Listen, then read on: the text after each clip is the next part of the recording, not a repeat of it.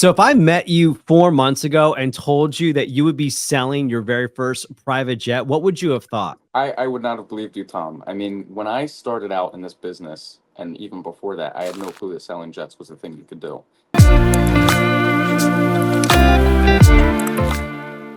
Hello, everybody, and welcome to the Jet Life Podcast. My name's Tom Lelyo. I'm your ultimate jet guide. Today, we're pulling back the curtain on aviation. Whether you're a buyer or an aspiring broker, we're here to help you buy and sell private jets without wasting time, losing money, and with no experience necessary. And speaking of no experience, I'm here today joined by two amazing jet brokers.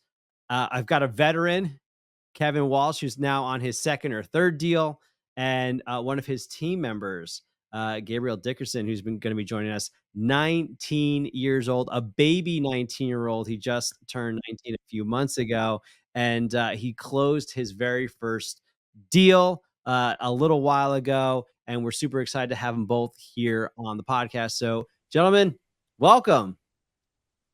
How you guys doing? Well, I'm super excited to have you guys today because, people ask, like, what does it take to be a private jet broker? Should I be a pilot? Should I be a mechanic? Do I need sales background? Do I need to know somebody, or what courses do I need to take?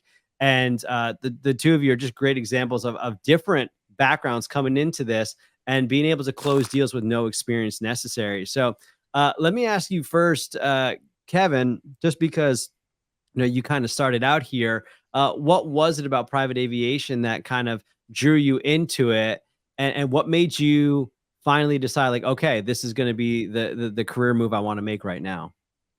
Yeah, thanks, Tom. I like the freedom of not going to a 9 to 5 job or a retail job anymore, and just being able to wake up and do my thing, and then make my calls and enjoy a day where kind of I dictate it, right? And that day looks different every day. Like, I was working on Saturday, I was working on Sunday for a brief moment, but it's always evolving. You never know when you're going to be on call or have to send an email or do a text. So it's a 24/7 job, but it's dictated when you kind of want to do it, and when your customers and clients need you, which I like a lot better than having to be somewhere, right, for 40 hours or 45 hours a week. And you need to clock in, you need to clock out, and it just you're held to their to what they want you to do and when they want you to do it. And there's a lot more freedom, and the potential, and why me, Gabe, and Tom are all sitting here, the potential of a lot of money. And there's some big deals out there. I have two I'm sitting on right now that are big deals that if they hit, it's going to be well over $100,000 for two of them. So Yeah. grateful for that. Grateful for anything I get. I have a lot of kids, so I'll take anything I can get. Well, Gabe, let me ask you, if I had met you 4 months ago and told you, like, hey, listen, in 4 months, you would actually be selling a real private jet, what would you have said? What would you have thought? I probably would have thought you were crazy. I mean, I didn't even know this was an industry prior to getting into it. I was in the car market for a while, right out of high school, had a great GPA and decided to get in sales. So, a little bit of a risk taker. And I mean, I was enjoying it. I was doing good. And then I was working with a great group of people too. And my stepdad comes to me after a little bit. He's in the industry with you, and he goes, Gabe, I really think you should, give this a go, or at least, talk to Tom, put some thought into it. And my first thought is, why would I sell private jets? I mean, I'm 19. Nobody's gonna want to talk to me. And I put a little bit of research in, watched a lot of your videos, and for anybody that's thinking about it, I mean, if you go on Circle, everything's there. I mean, it was like a whole crash course. It provided everything I needed. And I started getting into it. And then I thought, honestly, I mean, if I'm selling cars now, I think I could probably swap to jets. It's a little bit of a jump, but I mean, as Kevin said, building on that a little bit, the ability to do it when I wanted, when I'm able to build my own hours, I mean, that's incredible. When you wake up at like 7 in the morning all the way until, 9 at night, or, 9 to 5 in the car market, like it really it's taxing. And just the ability to sleep in till maybe 9 or 8 or when I want, and then go and work till, I'm done. It's a big difference. So, I mean, I wouldn't have believed you just on your question there. And I'm really happy I'm here. Tell me what the training was like, and then I definitely want to get into what was it like being a 19-year-old trying to do this. But first, like, what was the training like? You had a little bit of a sales background, you had a great GPA, but what was your initial impressions of the circle community? And then when we pulled the curtain back and you actually saw the training that was offered, can you speak to that and just tell us what stood out to Yeah, I mean, first off, you guys weren't like he's 19, treat him like a baby. I mean, you treated me like I was part of the team, and from the start, I was in the role plays. I think on my second meeting ever, I was thrown up on the role play, and I sounded horrible. I mean, it was a completely different like thing from what I was used to selling cars. Um, it's almost like you're working a little bit more on once, and I mean, it was just it was what I needed. I was treated like I was part of the team, and it brought me into this whole new world with the training wheels that I needed to be able to be here now talking to you all about closing a deal within. I think it's like 5 months is kind of the base that you will get a deal, and we did it in under four. I mean, the plane was only listed for about 30 days before I ended up finding a buyer.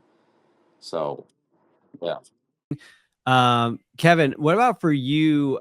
So what's really unique here is that we have the profit share, the revenue share plan, where once you're a broker with Jet Life Aero, if you recruit somebody to be on your team because you want to train them, and this is you don't have to do this. It's not like recruiting, kind of a pyramid thing. It's not that. But for those people who enjoy coaching others and want to build a business within the Jet Life ecosystem where you have the training like Gabe is talking to, you're our pioneer right now, Kevin, in the revenue share plan, because you've already built your team with two people underneath you that you're helping mentor, grow, so that they can find success, you can find success. What has that been like under Jet Life Aero? Like, just kind of walk us through your thought process and why you decided to start building a team,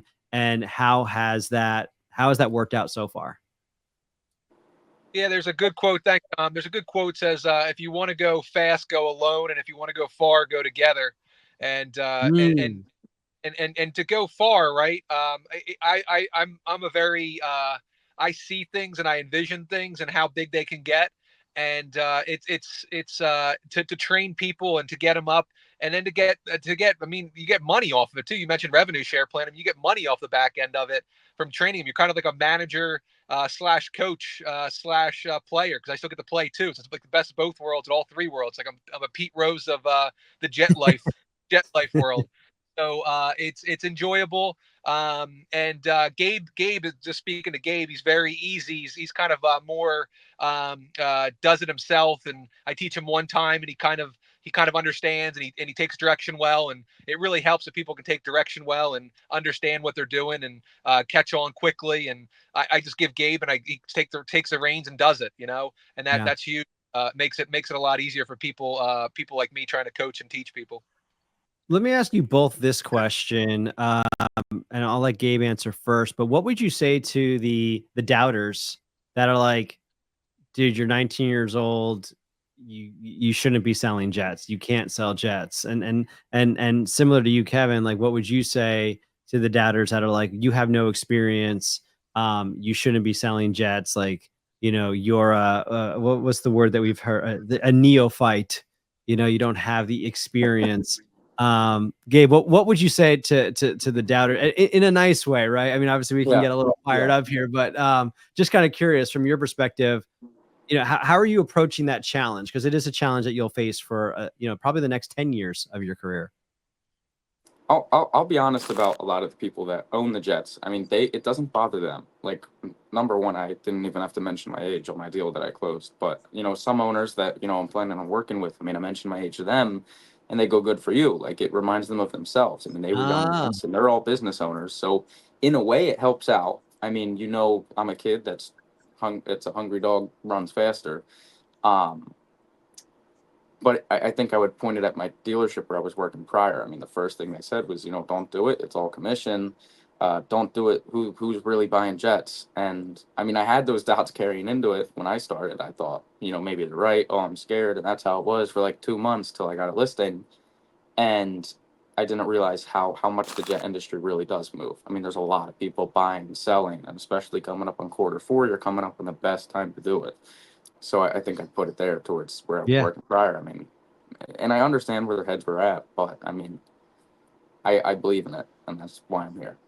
Yeah, no, and that's just it. And I part of being a part of the team is helping with that belief. You know, you see things around you. Like you see Alex closing deals, you see me closing deals, you see Kevin closing deals, you see people coming up with, experiences, and you're like, oh, okay, there is stuff going on. Like there's momentum. I think a lot of times people try to do it on their own, and they're just kind of like, well, no one's picking up my phone call, but Mm-hmm. if no one's picking up your phone call and you pick your head up and you look around, you're like, well, you know, Kevin's got a listing, or Katie made 50 phone calls, and 30 people answered her phone call. Like it causes you to kind of just think, well, maybe I can make a few adjustments, and you don't give up as easily Mm-hmm. as you might. So before we talk about the deal, Yeah. how was it becoming knowledgeable about a given market? I know you had sold cars before, but what was it?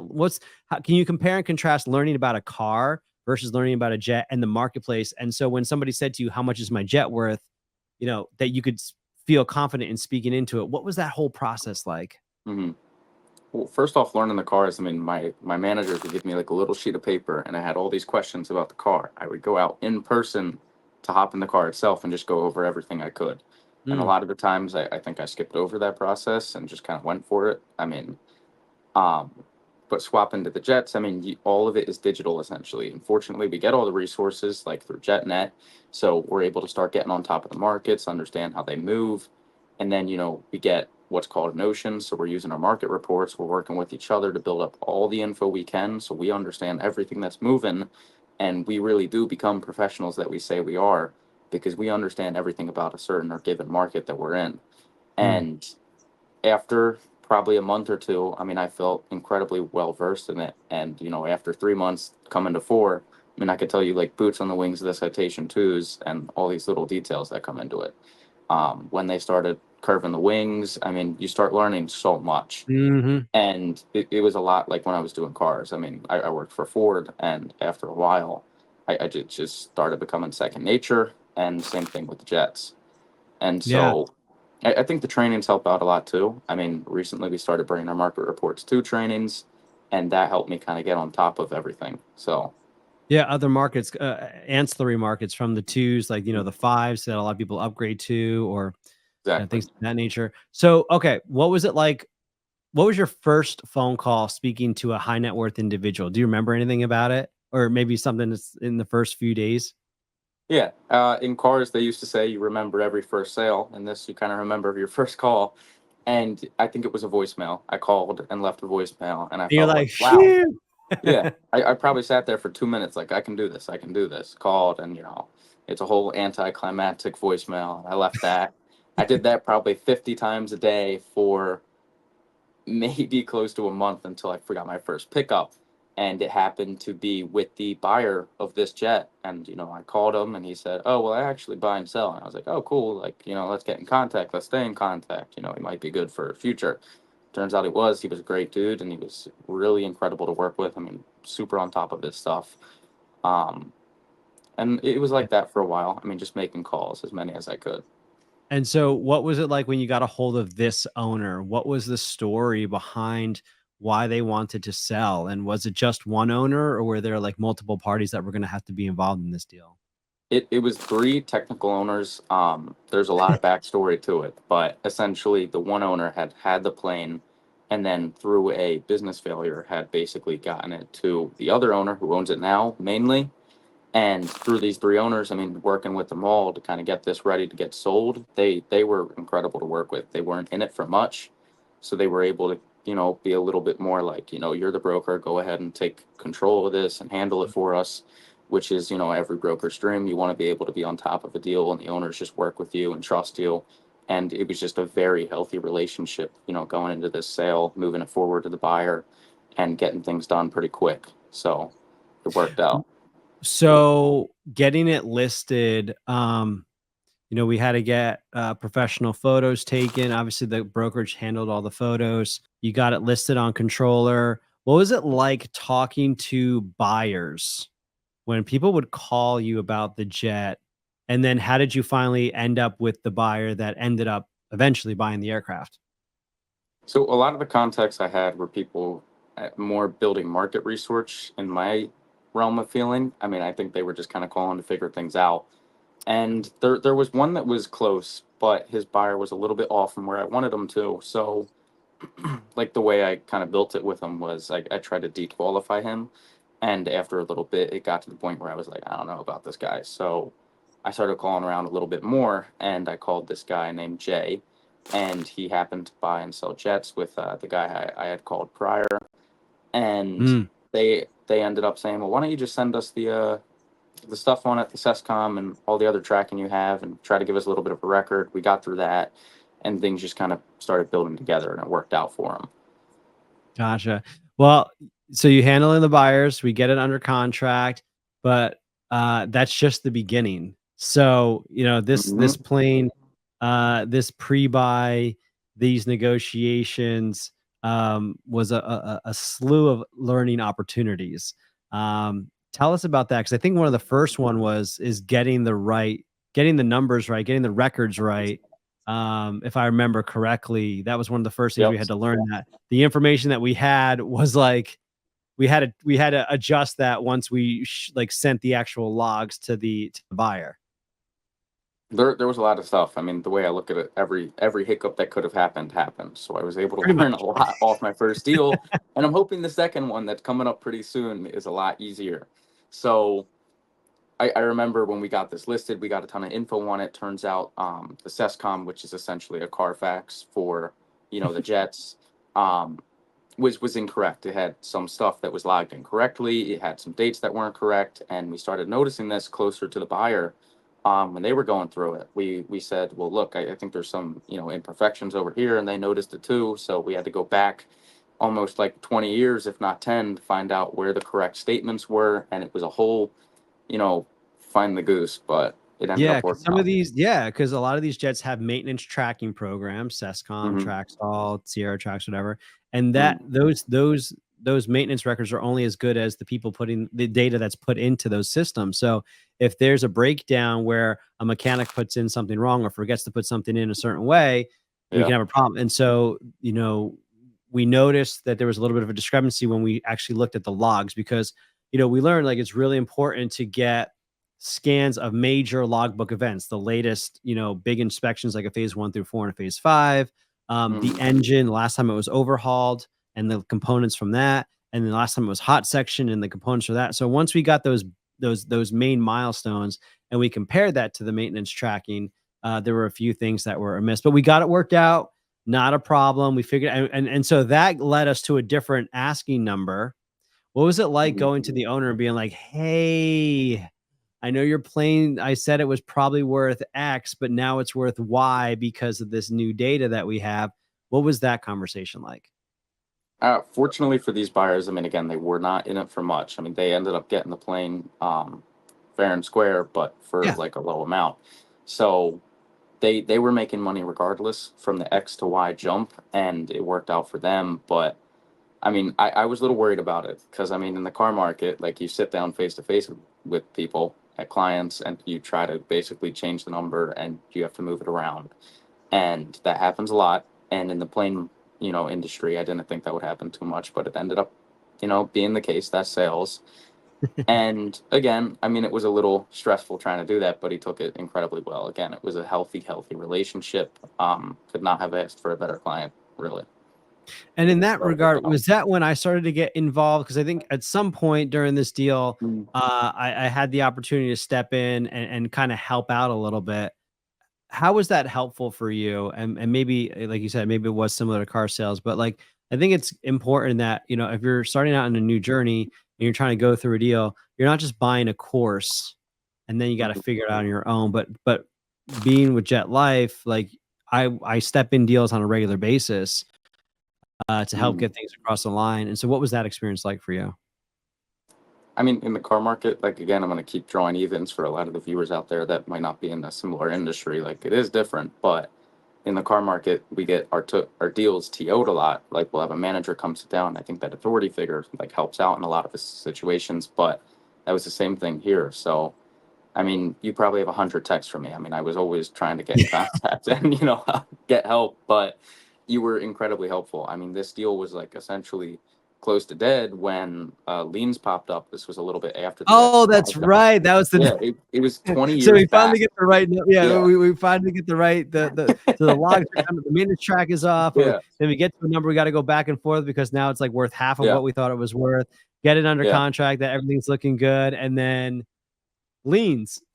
yeah, yeah, Tell us about yeah. the liens. Every hiccup that could have happened. But turns out there were liens that were 20 years old on this thing, and they were on the engines. And turns out the buyer was going to part it out for a certain amount, and it would work out for them in that aspect. So we had to go back to the buyers and then be like, well, look, like I know there's liens, and I know you have the fear factor now, but you got to remember it's still worth a value, and they've been in the business for a while, Do you and mind they've bringing the probably price seen down a similar little stuff. bit more? Exactly. And I had to go back to the owners and do the X to Y thing. But again, I mean, they weren't in it for much, and the value still added up, and we're talking a big sum of money realistically, so Yeah, everything yeah. worked out.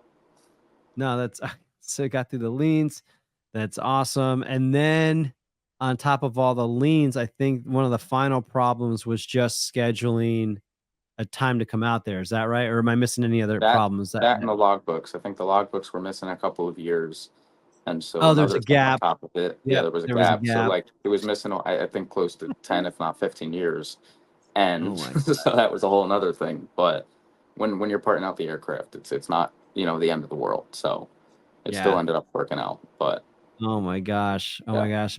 But we got it. We got it done. And now here you are sitting, 4 months into 19 years old, and you sold a jet. That to me, like, you're a broker now, man. You have yeah. successfully brokered a deal. And so what's on the horizon at this point? Like, what are you looking forward to next? Do you want to keep in this market? Do you want to advance into a bigger market, or what's on the horizon for you?